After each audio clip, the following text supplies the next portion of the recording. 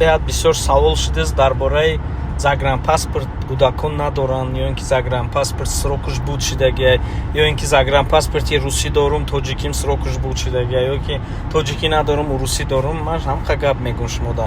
Загранпаспорт рақамуш мода лозим нест вақти пур кардан. Ягон одам номери паспортиш не унҷада танҳо касе грин-карта пур мекунад, танҳо ному фамилияи шумо ба забони англисӣ чӣ хел нависта мешавад, ҳамнуш лозимай.